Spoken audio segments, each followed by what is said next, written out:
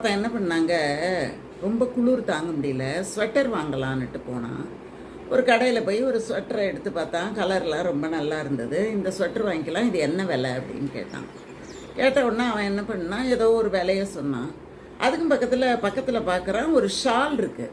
உடனே அந்த ஷாலை எடுத்து பார்க்குறான். அந்த ஷால் அதை விட ரொம்ப அழகாக இருக்குது. உடனே அவன் சொன்னான், நான் வந்து ஸ்வெட்டருக்கும் பதிலாக ஷாலை எடுத்துக்கிறேன் அப்படின்னா. எடுத்துக்கங்களேன் அப்படின்னு சொன்ன உடனே ஷாலை எடுத்து மடிச்சுக்கிட்டு அவன் பாட்டுக்கு வெளியில் போக ஆரம்பித்தான். உடனே கடைக்காரன் என்ன பண்ணான், இங்கே வா, ஷாலுக்கு பணம் கொடுக்காம போகிறேன் அப்படின்னா. உடனே அவன் சொன்னான், நான் ஸ்வெட்டருக்கு பதிலாக தானே ஷால் எடுத்துக்கிட்டேன் அப்படின்னா. ஸ்வெட்டருக்கு பணமே கொடுக்கல அப்படின்னா.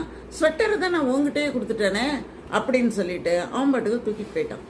கடைக்காரனுக்கு ஒன்றுமே புரியல. இந்த மாதிரி ஏமாத்தும் போதுங்க என்ன பண்ணுறதுன்னு சில சமயங்களில் புரியறதே கிடையாது. இந்த மாதிரி சாமர்த்தியசாலிகள் நிறைய பேர் உலகத்தில் இருக்காங்கங்கிறது ஆச்சரியம்.